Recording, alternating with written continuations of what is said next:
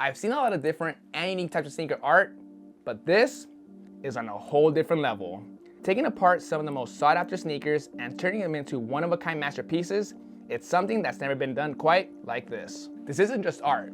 It's a tribute to sneaker culture made for those who truly understand the craftsmanship, history, and value behind every pair. When you realize just how deep this goes and how expensive, it'll change the way you see sneaker collecting forever.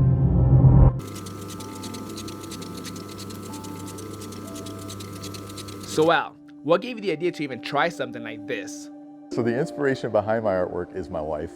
So she's a big hobbyist in entomology.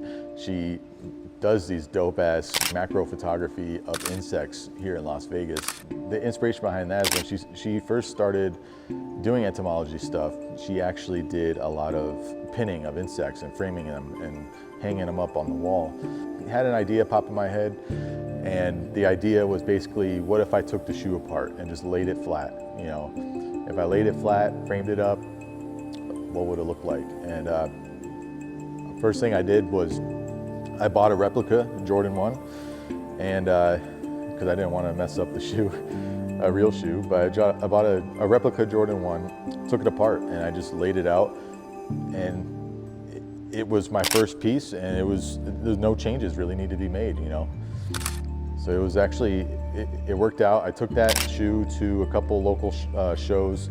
There was a local sneaker show that came through, showed it around, got a ton of love. And then 2 weeks later, SneakerCon came around, even more love.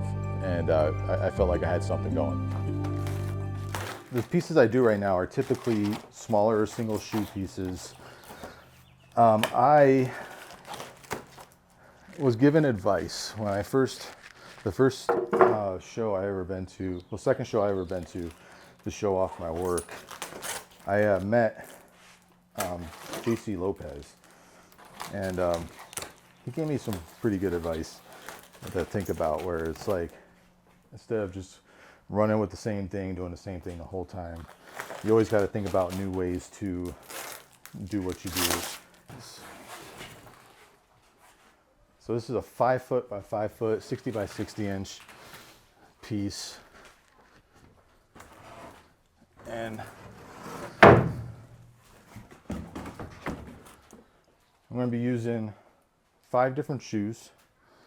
They're all going to be Travis Scott lows, and it's going to be kind of like a color wheel kind of dealio. So it's going to be 5 singles, so like all right shoes of the classic, the OG lows, and it's going to be like lightest to darkest. You can kind of hang it any way you want. It'll still look good, and that's kind of the idea behind it.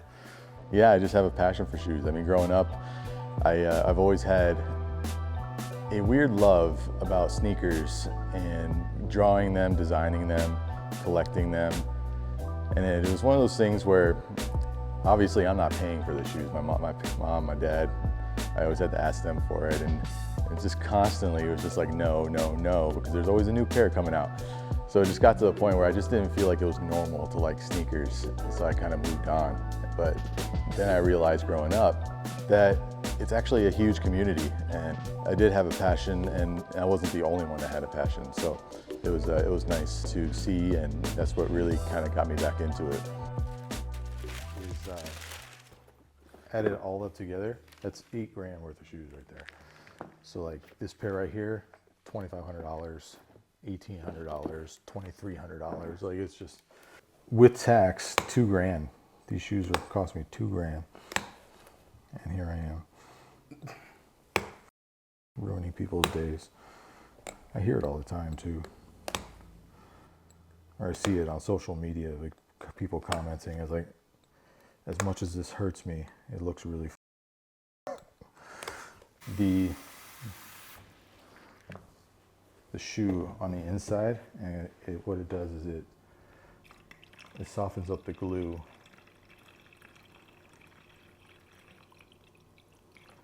However, I just learned a brand new technique to do this, where I don't necessarily have to steam up the whole shoe. So some parts it worries me that I'm gonna mess it up somehow. I'll leave water stains.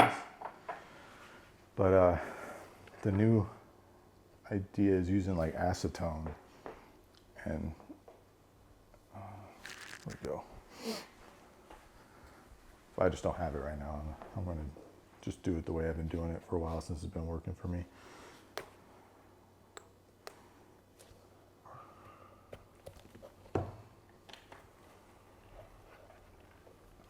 Yeah, if I don't pay attention, the water gets on my fingers, burns the shit out of me.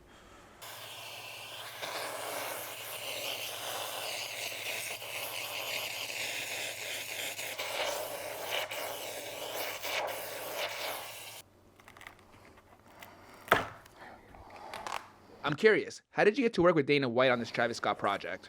So the Travis Scott piece, I mean, it was commissioned by Dana White, and a homie of mine, Jordan Diab, got me connected with him, and he was able to introduce me to Dana. Yeah. More shit for me. Sometimes no news is good news. Yeah, sure.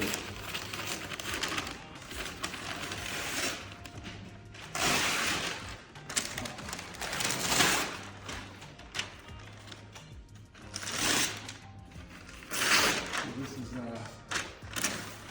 all the pieces that make cactus jack. Yeah, exactly.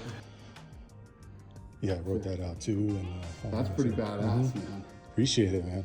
So, and I got a piece over to him, and I kind of just pitched the idea, and immediately Dana just went to the back, hit up the safe, and came out with, you know, wads of cash, and, you know, immediately loved it.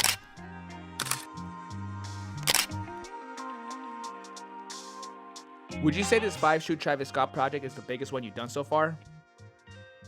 Literally speaking and figuratively speaking, I would say yes. So because it's a 5 foot by 5 foot piece, I mean, it's the most work I've ever done for a piece itself, but it's also the most money I made on a piece. So yeah, I would definitely say it's the biggest project so far. The piece behind me, which is, you know, technically going to be gifted to Travis Scott himself, like, it may have not happened yet technically, but it was seeing it all come together and seeing the piece framed up and everything, it's probably one of my more loved pieces.